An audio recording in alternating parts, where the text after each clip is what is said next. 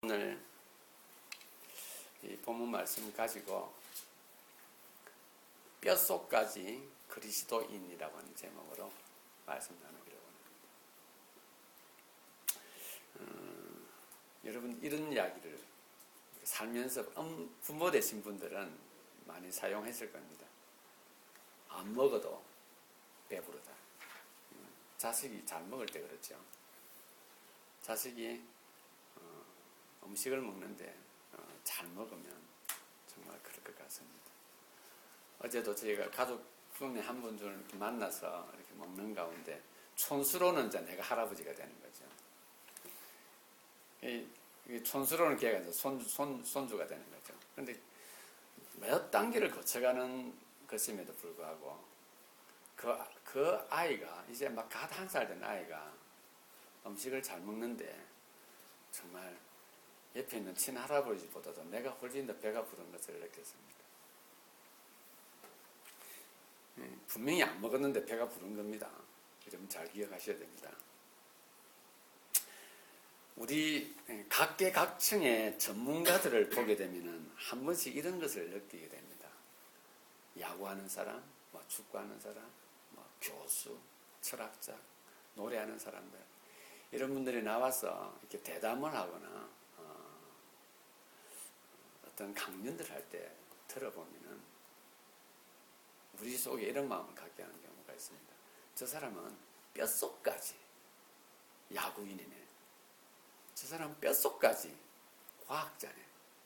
저 사람은 뼛속까지 목사네. 하는 이런 느낌을 줄 때가 있습니다.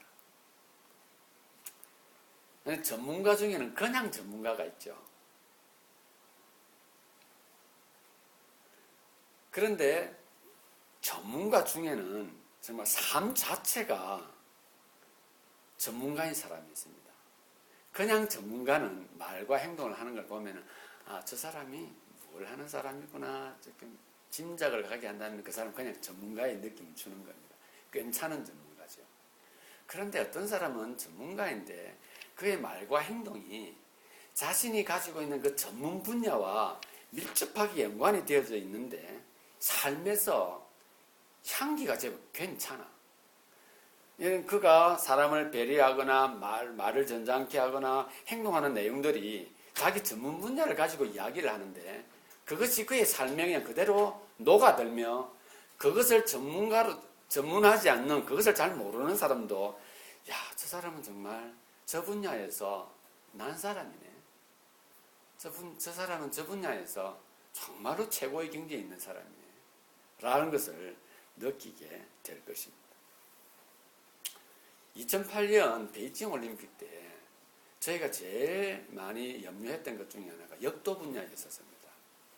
그 전까지만 해도 이렇게 스타들이 있어서 금메달 따는 것을 겁내하지 않았는데 2008년도에는 그런 후보가 없었어요. 동메달 후보까지도 거의 없었을 정도였는데 사재혁이라고 하는 친구가 깜짝 스타가 돼서 격도에서 금메달을 땄어요.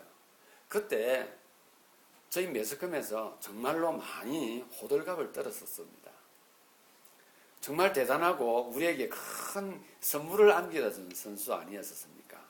얼마 전에 이 친구가 같이 훈련을 하는 태능선수촌의 국가대표 후배를 길거리에서 사람들이 보는 앞에서 때렸는데 30분 동안 사람을 때렸답니다.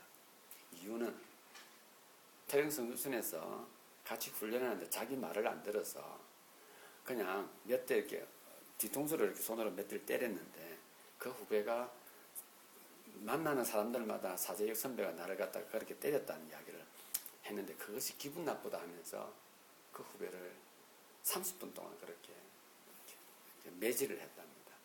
그 후배가 병원에 입원해 있는데 참을 수 없어서 너무너무 분해서 제가 이것을 말합니다. 라면 신문이 이렇게 났더라고요. 여러분, 저는 사재혁이라는 친구가 금메달을 따고 이렇게 인터뷰를 하는데 저는 그때까지 그런 느낌을 저 친구 정말 역도를 위해서 태어난 사람이구나. 참 존경에 맞지 않았었는데 이런 일이 벌어지고 나니까 한편으로 많이 실망이 되어지기도 합니다. 여러분들 혹시 이 땅을 살아가면서 여러분들이 개인적으로 저 사람은 정말 뼛속까지 그리스도인이네 하는 이야기 혹시 들어보셨습니까? 뼛속까지 그리스도인이네. 저는 오늘 본문을 통해서 뼛속까지 그리스도인이라는 제목으로 우리 믿음의 현 주소를 한번 살펴보도록 그렇게 하겠습니다. 먼저 뼛속까지 그리스도인은 어떤 사람인가? 본문을 보게 되면 이렇게 말하고 있습니다. 1절에 지존자의 은밀한 곳에 거주하며 전능자의 그늘 아래에 사는 자여 라고 표현하고 있습니다. 이전에는 나는 여호와를 향하여 말하기를 그는 나의 피난처요 나의 요새요 내가 의뢰하는 하나님이라 하리니. 뼛속까지 그리스도인은 어떤 사람이냐면 하나님의 비밀한 곳에서 사는 사람입니다. 하나님의 비밀한 곳. 여러분 비밀스러운 것을 함께 공유한 사람들은 어떤 사람들입니까? 비밀스러운 것을 함께 공유하는 사람들은 마음을 공유하는 사람들을 할 수 있겠죠. 그렇죠? 마음을 공유하는 사람들. 남녀가 전혀 상관이 있는 사람들이 만나서 결혼을 하게 되면 서로의 비밀을 공유를 하게 됩니다. 아름다운 비밀이죠. 비밀을 공유를 하게 됩니다. 본문에 나와 있는 이 뼛속까지 그리스도인이라고 칭하는 이 사람이 이 본문에 이렇게 기록하고 있습니다. 지존자의 은밀한 곳에 거주하며 라고 말하고 있습니다. 여기서 지존이라고 하는 것은 가장 높은 입니다. 그 무엇과도 비교할 수 없는 가장 우월한 존재, 지존. 그것을 지존이라 그렇게 말합니다. 좀 쉬운 말로 말하면 대적이 아무리 나를 위협하고 나를 어떻게 무너뜨리려고 그런 계략을 꾸민다 할지라도 전혀 영향을 받지 않는 초월한 곳에 계시는 분, 계시는 어떤 의미를 말할 때 지존이라는 의미를 단어를 부여를 합니다. 그러면 은밀한 곳은 무엇인가? 누구에게도 함부로 공개하지 않는 것입니다. 누구에게도 쉽게 말하지 않는, 간직되어져야 하는 그것을 은밀한이라고 여기에 나와 있는 단어의 원어적인 의미를 풀어보면 그렇습니다. 그래서 어떤 학자는 이것을 지성소다. 성소가 있고 지성소가 있는데 그 지성소, 대제사장만이 1년에 한 번만 들어갈 수 있는 그 지성소로 비유하기도 합니다. 그러나 오늘 본문에 비추어서 볼 때 여기서의 말하는 은밀한 곳이라면 어떠한 영향력에도 흔들리지 않는 지고지순한, 그러면서도 어떠한 압제가 닥쳐온다 할지라도 그것에 대하여 그것을 거뜬히 극복하고 그것을 이렇게 방어해 줄 수 있는 그러한 능력을 가진 그런 의미를 내포하기도 합니다.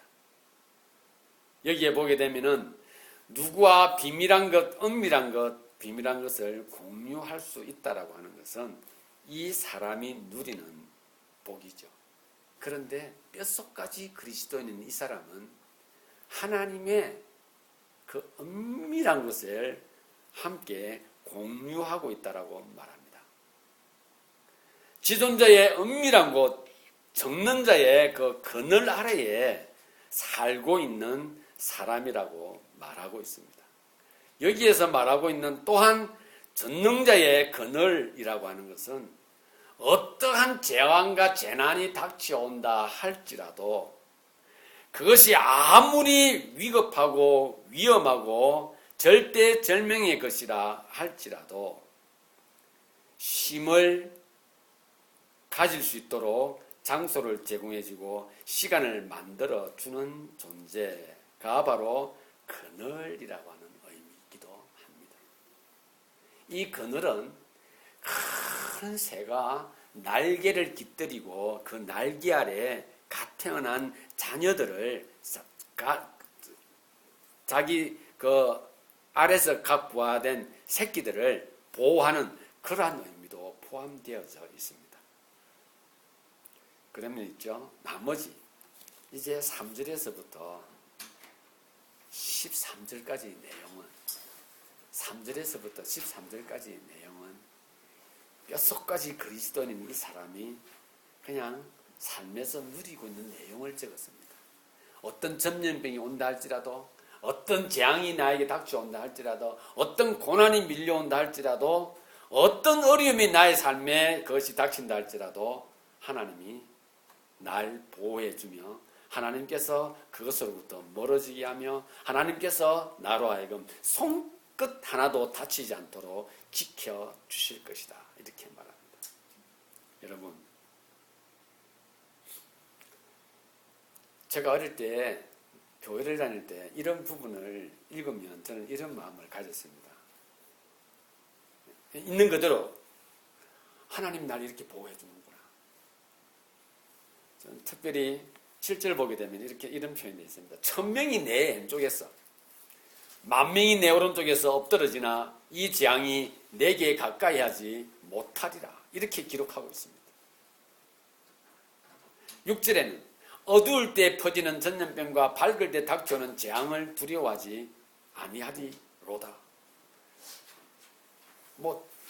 이 느낌이 어떤 느낌을 지금 많이 주냐면은 내가 그것을 보면서 하나님이 나를 이렇게 지켜주시구나. 마치 부적 같은 느낌. 여러분, 대문 앞에다가 부적을 달아주면 부적을 붙이면서 보통 그 부적을 붙인 사람은 어떤 생각을 합니까? 재앙이 오다가 돌아가도록. 베개 밑에다가 부적을 넣으면서 우리 자식이 뭘 하든 간에 어떠한 위기와 어떠한 고난과 어떠한 아픔들이 우리 자식에게는 닥치지 않도록 베개 밑에다 부적을 넣을 때 생각한다는 것이죠. 하나님을 저는 그렇게 생각했습니다. 저희 어머님도 하나님을 그렇게 믿고 있더라고요. 그래서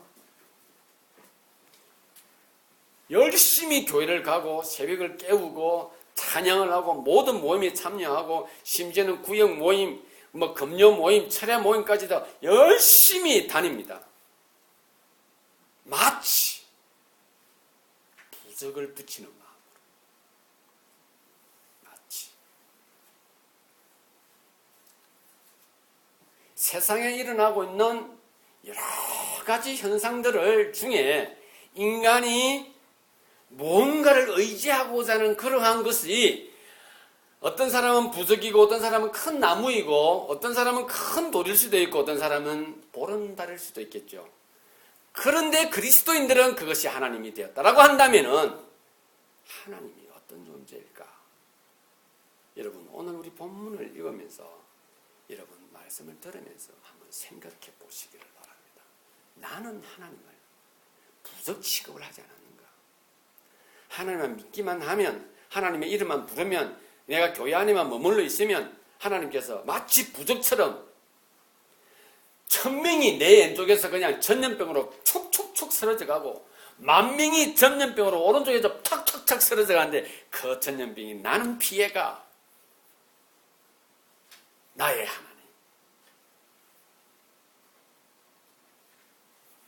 여러분, 91장 1절 2절을 보게 되면 뼛속까지 그리스도인이 고백을 하고 있어요. 뭐라고 고백하고 있냐면은 그는 지존자의 은밀한 곳에 거주하며 전능자의 그늘 아래 사는 자라고 이야기하고 있습니다. 하나님이 누구이십니까? 지존자이세요. 하나님이 누구이십니까? 전능자이십니다. 어떤 역경과 어떤 고난과 어떤 재앙이 닥쳐온다 할지라도 그것에 연연하지 않고 그것을 초월해 계시는 분, 그분이 지존자이시고 그분이 전능자이십니다. 뼛속까지 그리스도인은 그러한 분의 비밀한 것을 공유한 존재이라 말하고 있습니다. 사랑하는 지체 여러분, 누구와 은밀한 것, 비밀한 것을 공유해 본 적이 있습니까? 저는 요 근래도 아마 그 대상은 모를 거예요. 저하고 아내 사이에 일어났던 일을 제가 말을 참 잘 안 하는데 이분한테는 내가 말을 하고 함께 공유를 하고 싶었어요. 그래서 내가 이렇게 연락을 취하고는 그 이야기를 언뜻 했습니다. 근데 그분은 지금도 그것을 나한테만 살짝 말하지 누구한테 말하거나 그러지 않는데 그분은 오래 사귄 것도 아닙니다. 근데 제가 그걸 이야기를 하고 그걸 함께 공유를 하고 싶었습니다. 그걸 하고 나니 왠지 그분이 더 친해지고 왠지 그분이 더 좋아지는 느낌을 이렇게 가질 수가 있었습니다. 이게 바로 은밀한 것을 나누는 사이인 거예요. 은밀한 것. 세상을 살아가다가 나의 비밀한 것을 나눌 수 있는 대상을 만났을 때 그 사람은 행복한 사람입니다. 부부 외에, 가족 외에. 진짜 행복한 사람입니다. 며칠 만나지 않았는데 저 사람하고는 내가 그걸 나누고 싶어. 그 사람이 나에게 그렇게 하지 않는다 할지라도 내가 그것을 나누고 싶어. 그 비밀한 것. 나만 가지고 있어야 되는데 부끄러운 것일 수도 있겠죠. 아니면 비밀스러운 것인데 그와 나누고 싶어. 그 사람은 복된 사람입니다. 그런데 뼛속까지 그리스도인은 그것을 하나님과 공유를 하고 있어요. 내 것이 아닌 그분이거든요. 지존자의 것, 전능자의 그 비밀한 것을 내가 그걸 공유하고 거기에 내가 거하는 사람입니다. 어떤 사람이요? 지존자입니다. 어떤 어려움이 닥치라도 그것을 초월한 위치에 있는 사람. 어떤 두려움이 밀려온다 할지라도 그것에서 충분히 누구라도 보호해 줄 수 있는 능력이 있는 존재. 그의 비밀스러운 것을 함께 거기에 거하고 공유하는 자가, 거기 있는 자가 뼛속까지 그리스도인입니다. 두 번째, 누가 뼛속까지 그리스도인이냐? 하나님의 보호에서 벗어난 적이 없는 사람입니다. 여러분, 제가 처음에 말씀드린 걸 다시 말씀드리겠습니다. 안 먹었는데도 배가 불러. 여러분, 분명히 안 먹었어요. 그런데 배가 부릅니다. 그 상태는 지속됩니다. 누가 있으면 그 아이를 볼 때마다 지속이 됩니다. 이건 실제입니다. 누구나 다 그것을 경험하게 됩니다. 화가 머리 끝까지 났는데 그 아이를 보면 화가 그냥 사라져버려. 이거 실제입니다. 리얼입니다. 여러분, 제가 마치 부적처럼 생각했던 재앙, 그 재앙을 이기게 하시는 분, 두려움을 극복하게 하시고 어떤 천재지변이 나에게는 비껴가게 하는 부적까지 얘기했던 그 내용들이 이제 다시 보이기 시작합니다. 자, 4절을 한번 보겠습니다. 그가 너를 그의 깃으로 덮으시리니 내가 그의 날개 아래에 피하리로다. 그의 진실함은 방패와 손방패가 되시나니. 4절이 1절에 있죠. 1절에 있습니다. 어디에 갖다 드릴까요? 지존자? 전능자? 어디에 갖다 표현해도 됩니다. 5절 읽어드리겠습니다. 너는 밤에 찾아오는 공포와 낮에 날아드는 화살과 6절에 어두울 때 퍼지는 전염병과 밝을 때 닥쳐오는 재앙을 두려워하지 아니하리로다. 어디에 갖다가 연결시킬까요? 1절에 지존자, 전능자. 여러분, 우리의 믿음은 1절에 다 있습니다. 1절에 우리 믿음은 1절에 다 있어요. 그런데 실제 우리 믿음은 어디에 있습니까? 여기 있죠. 하나님, 밤에 찾아오는 공포가 나에게는 아무런 두려움이 되지 않게 해주십시오. 저 옆집 사람은 전염병으로 죽어가나 저는 하나님 전염병에서 구해 주십시오. 이게 우리 믿음의 내용이지 않습니까? 그런데 우리의 믿음은 어디에 있습니까? 1절에 있는 거예요. 지존자와 은밀한 것을 나누는, 지존자의 은밀한 곳에 거주하는, 우리 믿음의 내용이 거기에 있지 않습니까? 이미 우리는 뼛속까지 그리스도인이 고백하는 지존자의 은밀한 곳에 거주하며 전능자의 그늘 아래 사는 우리의 믿음이, 우리가 믿음이 나의 믿음을 여기에 이렇게 말하고 있을 그때 우리는 이것을 표현하면서 어떻게 하나님, 이 닥쳐오는 재앙을 저에게서 멀어지게 해 주시옵소서 라고 하면 어떻게 표현합니까? 그것의 간절함이라고 하는 것은 나의 뼛속까지 다 드러내는, 마치 토하듯이 합니다. 하나님, 이것이 내 자녀에게는, 하나님, 이것이 내 남편에게는요, 하나님, 이것이 내 아내에게는요, 벗어나게 해주십시오. 그런데 그것이 어디에 있습니까? 일절에 있지 않습니까? 우리는 뼛속까지 구하기는 해요. 우리는 뼛속까지 모든 것을 하나님 앞에 다 간구해요. 지존자의 엄밀한 것이 무엇인지, 전능자의 그늘이 무엇인지에 대해서는 관심이 없이 우리는 그것에만 초점이 맞춰져 있는 우리의 모습입니다. 그런데 뼛속까지 그리스도인은 하나님의 보호에서 벗어난 적이 없는 사람입니다. 3절에서부터 13절 내용이 그것을 정확하게 우리에게 표현해 주고 있습니다. 9절 한번 볼까요? 내가 말하기를 여호와는 나의 피난처시라 하고 지존자를 너의 겉으로 삼았으므로 화가 내게 미치지 못하며 재앙이 내 장막에 가까이 오지 못하리라. 사랑하는 지체 여러분, 뼛속까지 그리스도인은이죠. 하나님이 자기의 피난처라고 합니다. 뼛속까지 그리스도인은요. 하나님이 자기의 유일한 안식처라 말합니다. 여러분, 우리는 언제 위기를 느낍니까? 언제 두려움을 느낍니까? 두려움의 대상이 밀려왔을 때 내가 그 대상보다 힘이 없다라고 느낄 때 우리는 두려움을 느낍니다. 그러니 두려움을 느끼는 내용과 상황은 사람마다 다 달라요. 어떤 사람은 100불의 두려움을 느끼나 어떤 사람은 100불은 신경도 쓰지 않습니다. 어떤 사람은 10,000불의 마음이 흔들리나 어떤 사람은 10,000불 마치 어떤 사람의 1불처럼 생각하기도 합니다. 여러분, 위기의 내용, 위기의 형태는 다 다릅니다. 똑같이 발생하나 달라요. 어떤 사람은 위기를 느끼고 어떤 사람은 아무것도 아닌 거예요.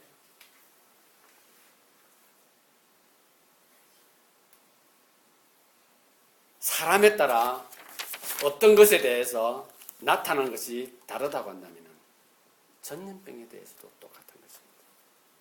어떤 사람은 전염병이 닥쳐오려고 올려온다 하니 모든 가족들을 다 불러놓고 대비를 하기 시작합니다. 일단은 주사를 맞게 하고 일단 어디 나갔다 들어오면 손을 깨끗이 씻게 하고 사람들과 접촉을 하지 않게 하고 모든 것을 방어를 합니다. 무엇 때문에? 우리 가족들이 전염병에서 보호되도록 하기 위해서입니다. 어떤 사람은 그 전염병이 창궐한 지역에 가서 시체를 드러내며 전염병으로 괴로워하는 그 사람들을 치료하고 보호하고 케어하는 사람들이 있습니다. 여러분, 웬일입니까? 웬일이에요? 매일매일 두려움에 떨고 있는 어떤 사람이 볼 때 그 사람을 보면 저 사람 건강할 때 빠져나가지 왜 저기 있네. 죽음을 자초하는구만. 그래 생각할 수도 있고 저 사람은 정말 대단하구나 생각할 수도 있습니다. 왜? 자기가 느끼고 있는 두려움을 그는 느끼고 있지 않은 것처럼 보이니까 그렇습니다. 사랑하는 지체 여러분, 정말 두려운 것이 무엇입니까? 정말 두려운 것이 뭐예요? 전염병을 두려워하는 것은 누구나 더 두려워합니다. 정말 두려운 것은 뭐예요? 전염병을 두려워하고 있는 자신이에요. 자신이 두려운 거예요. 자신이 두려우니 그 모든 것이 겁이 나기 시작합니다. 무엇 때문에든 죽음 앞에서 그것이 뜨끈할까? 그것이 밀려물린 가족들을 잃어버릴까? 하는 그 두려움 속에서 벗어나지를 못합니다. 사랑하는 지체 여러분, 오늘 이 본문에 나와 있는 이 사람 보십시오. 왼편에서는 전염병으로 1,000명이 죽고요. 오른쪽에는 10,000명이 죽습니다. 그런데 이 뼛속까지 그리스도인이 이렇게 표현합니다. 1,000명이 내 왼쪽에서 10,000명이 내 오른쪽에서 엎드러지나 이 재앙이 내게 가까이 하지 못할 것이다 라고 말하고 있습니다. 이해가 됩니까? 이런 부속으로 생각하면 이해되죠. 하나님이 딱 부속 붙였으니까 안 오니까. 이런 지금 이 뼛속까지 그리스도인은 그 전염병이 자기에게 왔다 안 왔다 말하고 있지 않습니다. 뭐라고 말합니까? 닥쳐오는 재앙을 두려워하지 않겠다라고 말하고 있습니다. 두려워하지 않겠다.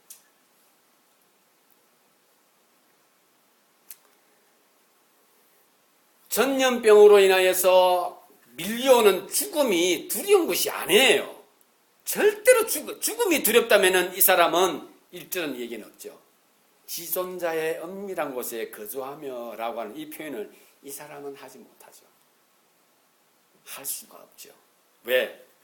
이 내용을 적었으니 여기에서 전염병이 나에게 엎드려지나 이 재앙이 내게 가까이 하지 못할 것이다 라고 말하는 겁니다.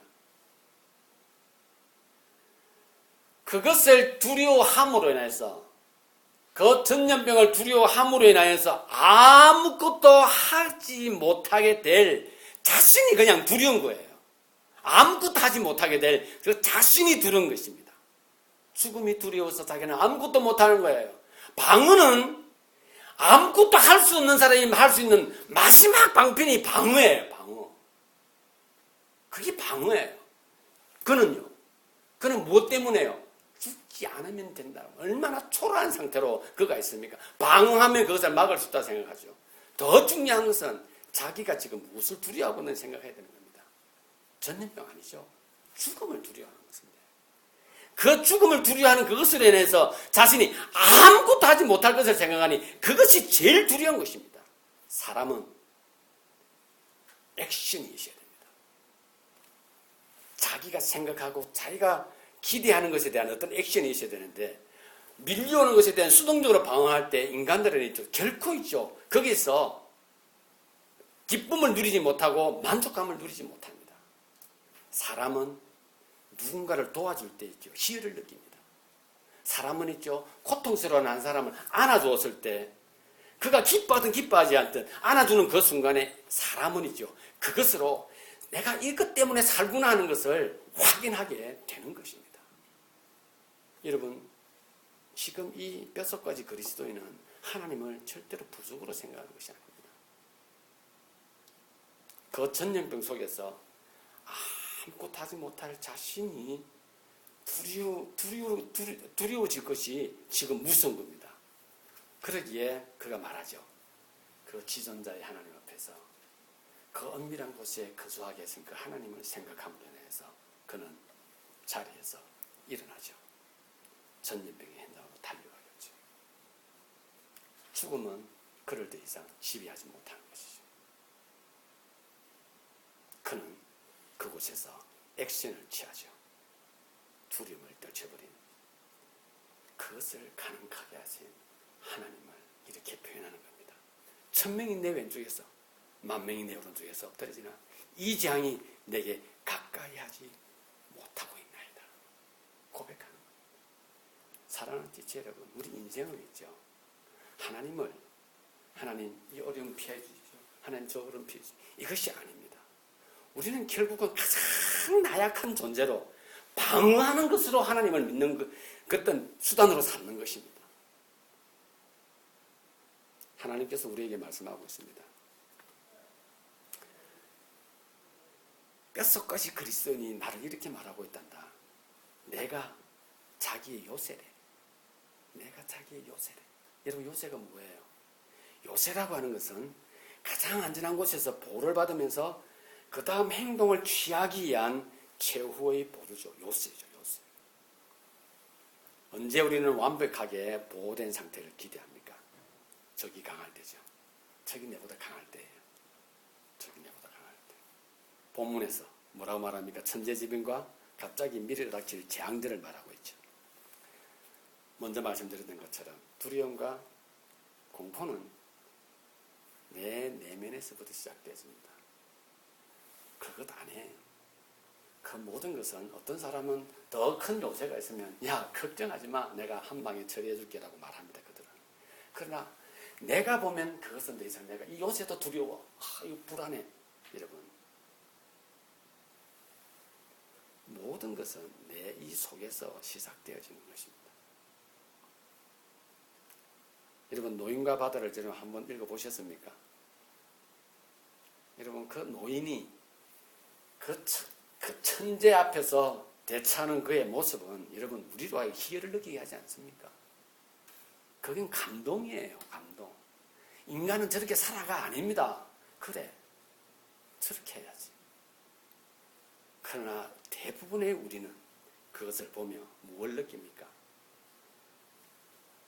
반대, 대리 만족을 하는 거죠. 난 못하니까 당신도 열심히 해. 이거죠.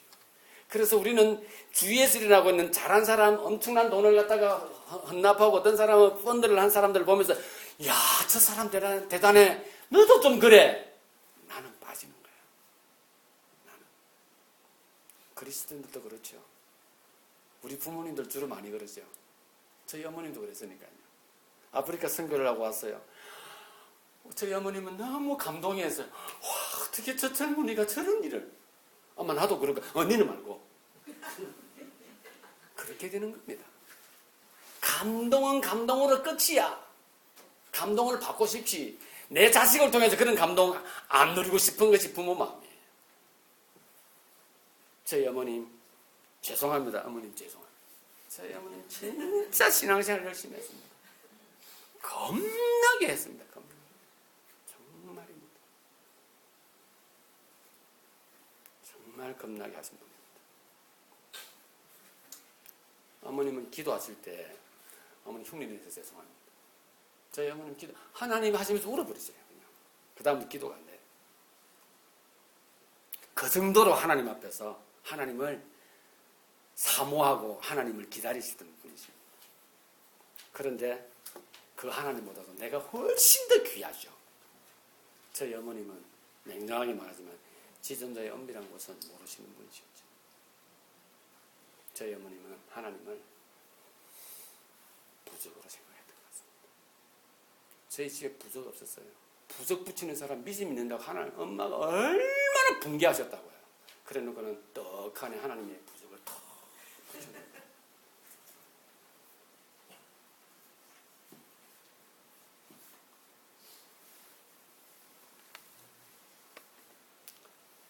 여러분, 실제 우리가 살아가면서 가장 고통스럽고 가장 두려울 때가 언제입니까? 여러분, 카트리나 같은 거는 몇십 년에 한 번씩 아니면 뭐 100년에 한 번씩 오는 그런 것입니다. 우리 삶에 우리를 고통스럽게, 우리를 두렵게 하고 우리를 갖다가 위기 속에 빠지게 초라하게 만드는 것은 관계에서 만들어집니다. 90% 이상입니다. 여러분, 아무것도 아닌 것처럼 보이던 나보다도 아무것도 못할 것 같은 사람 한 사람이 나하고 일을 하다가 나보다 잘해. 이 자존심이 확 가버리는 거예요. 하루 종일 괴로운 거야. 내가 사람들 앞에서 제 앞에서 무시당했다. 여러분, 그건 전년번보다 더 큰 거 아닌가요? 그런 게 90% 이상입니다. 자녀 부모 관계도 마찬가지고 남편과 아내의 관계도 마찬가지입니다. 아내들은 말하죠. 남편들을 골리는 방법, 남편을 갖다 성내게 하는 방법을 이 세상에서 제일 잘 알고 있는 사람이 아닐 거예요. 남편 또한 마찬가지고. 알거든. 술을 알거든. 저 말할 때 그 다음 뭐 말할 거라 한 매수 뜬서 턱 해버리면 화팍 깨져 버리지 않습니까? 제가 잘 당하는 저희 아내는 저한테 늘 그럽니다. 난 당신이 어떻게 하면 팍 터진 줄 알아. 자기가 분리할 때 한 번씩 터뜨립니다. 여러분, 이것이 우리 실제 생활 90% 이상을 차지합니다. 나를 자존심 상하게 두렵게 하고 실제 생활에서 위기와 재앙은 사랑관계에서 오는 것입니다. 사랑관계. 그래서 여러분, 모이기를 패하는이라는 메시지가 히브리서 10장 24절에서 왜 있는 줄 아십니까? 나를 가장 고통스럽게 하는 저 사람과 함께 모여 하나님을 예배하면서 사랑과 선행을 격려하라고 하고 있습니다. 사단은 못하게 합니다. 사단은 가정이 깨어지고 관계가 깨어지는 것이 그들의 목표예요. 관계 깨어지면 하나님의 관계 반드시 깨어지거든요. 깨어집니다. 여러분, 하나님 관계 좀 인간관계 좋다고 생각하지 않습니다. 거꾸로입니다. 하나님은 우리 보고 너희가 먼저야 라고 말합니다. 그래서 사랑해라라고 말합니다. 어떻게 해요? 내 몸과 같이. 네. 하나님을 믿으며 여러분 부적 달지 마시기를 바랍니다. 뼛속까지 그리스도인은 하나님의 엄밀한 곳에 하나님의 비밀이라는 것을 공유하고 있고 크게 거하는 사람입니다. 마지막으로 하나님의 뼛속까지 그리스도인은 하나님의 결단으로 사는 사람입니다. 하나님의 결단입니다. 내 결단 아닙니다. 우리는 보통 내 결단으로 하나님을 이렇게 믿겠습니다. 아니에요. 뼛속까지 그리스도인은 하나님의 결단으로 살아가는 사람입니다. 자, 우리 마지막 본문 한번 보고 마치도록 하겠습니다. 14절 16절을 보겠습니다. 하나님이 이르시되 그가 나를 사랑한 적입니다. 내가 그를 건지리라. 이때는 우리가 아멘이 나와야 되는 겁니다. 정말입니다. 이건 아멘이에요. 우리를 감동하게 하고 내가 믿기를 잘했어. 하나님 감사합니다. 이런 메시지거든요. 하나님이 이르시되 그가 나를 사랑한 적 내가 그를 건지리라. 그가 내 이름을 안 적 내가 그를 높이리라. 여러분 하나님 조건을 다시는 분 같죠? 아닙니다. 하나님 이미 계셨던 분인데 뼛속까지 그리스도인은 거기에 간 거예요. 그 은밀한 곳에 갔다니까요. 그분의 그늘 밑으로 들어간 거예요. 그런데 하나님 이렇게 말합니다. 그가 나를 사랑한다라고 말합니다. 얼마나 감사합니까? 내가 너를 사랑했다라고 안 하고요. 그가 나를 사랑한 적 내가 그를 건지리라. 그가 내 이름을 안 적 내가 그를 높이리라. 15절 볼까요? 그가 내게 간구하리니 내가 그에게 응답하리라. 아멘인 겁니다. 아멘. 그들이 환난 당할 때 내가 그와 함께하여 그를 건지고 영화롭게 하리라. 마지막 절입니다. 내가 그를 장수하게 함으로 오래 살게 한대요. 그를 만족하게 하며 나의 구원을 그에게 보이리라. 여러분 이거 끝이지 않습니까? 구원 세이빙이에요. 여러분 뼛속까지 그리스도인은 자기 결단으로 사는 것이 하나님의 결단으로 사는 사람입니다. 하나님의 결단으로. 어떤 사람이에요? 하나님을 잘 아는 사람이에요. 어떻게 알았겠어요? 은밀한 곳에 가보니 다 알아버린 거예요. 은밀한 곳에 가보니. 은밀한 곳. 그 은밀한 곳. 어떤 역경이 와도 그것에 연연하지 않고 더 높은 곳에 차오르게 계시는 그분이에요. 여러분 그 일이 어디 있습니까? 전염병, 재앙, 천재지병, 전투, 싸움, 전쟁 다 포함하는 3절에서도 13절에 다 기록되어 있지 않습니까? 근데 그걸 초월하신 분, 그 은밀한 곳에 계시니 그가 그런 환경 속에 처했을 때 그는 어떻게 살겠습니까? 도망 다니면서요? 부속 붙이면서요? 아닙니다. 하나님, 저는 천년병 앞에서 아무것도 할 수 없는 나약한 존재입니다를 고백하는 거예요. 하나님은 우리를 강하게 만든다고요? 아닙니다. 절대 우리를 하나님은 강하게 만들려고 하지 않습니다. 하나님은 우리에게 말합니다. 네가 약한 것을 제발 좀 알아라라고 계속해서 우리에게 말씀하고 계십니다. 그럴 때 사도 바울은 이렇게 고백하죠. 내가 약할 때 곧 강함이라. 하나님이 강하신 분이시고 우리는 약한 거예요. 강하신 분을 어디에 있습니까? 지존자의 은밀한 전능자. 그 하나님의 강하심에 우리는 들어간 겁니다. 거기 보니 그게 하나님의 비밀한 것입니다. 은밀한 것입니다. 우리가 강하기를 기대하는 것이 아닙니다. 하나님은 절대 아닙니다. 하나님이 뼛속까지 그리스도인인 그를 위해서 엄청난 결단을 하신 거예요. 어떤 결단을, 왜 결단하십니까? 뼛속까지 그리스도인 그는 처음부터 마지막까지 사사건건 하나님을 의뢰하는 겁니다. 저는 나의 피난처입니다. 하나님은 나의 지존자이지 않으십니까? 하나님은 나의 전능자이십니다. 이것이 강함입니다. 하나님, 저는 하나님의 도움이 없으면 아무것도 할 수 없습니다. 이것이 피조물인 우리들이 할 수 있는 최고의 선언입니다. 그렇게 되어질 때 우리는 내 옆에 사람을 나의 이웃에 대하여서 내 몸과 같이 사랑할 수 있게 되는 것입니다. 이것을 뭐라 그럽니까? 관계 회복이라고 합니다. 관계. 화해를 통한 발전, 화해를 통한 성화, 화해를 통한 열매, 화해를 통한 결실. 화해는 어디에 있습니까? 나와 하나님입니다. 예수 그리스도를 보내시고 화해하자 하신 겁니다. 그걸 통해 우리의 삶은 어떻습니까? 발전해야 되는 거 아닙니까? 열매 맺어야 되는 거 아닙니까? 결실을 맺는 겁니다. 이게 억지라고요. 이게 신앙생활이라고 아닙니다. 그게 우리 삶이야 그냥 그게. 우리 삶이에요. 하나님 믿으니까요. 하나님께 나를 이렇게 베풀어 주시면 열매 맺을게요. 하나님, 제발 그러지 말아라. 넌 아무것도 한 게 없어. 날 부족 취급하지 말아라라고 말씀하실 것입니다. 하나님은 당신의 결단으로 뼛속까지 그리스도인을 건져주시고 심지어 자신의 그 가장 은밀한 뜻을 나타내 보이시고 그에게 뼛속까지인 그리스도인에게 실행하십니다. 그의 뜻을. 그래서 예수님께서 가시면서 우리에게 말씀하셨죠.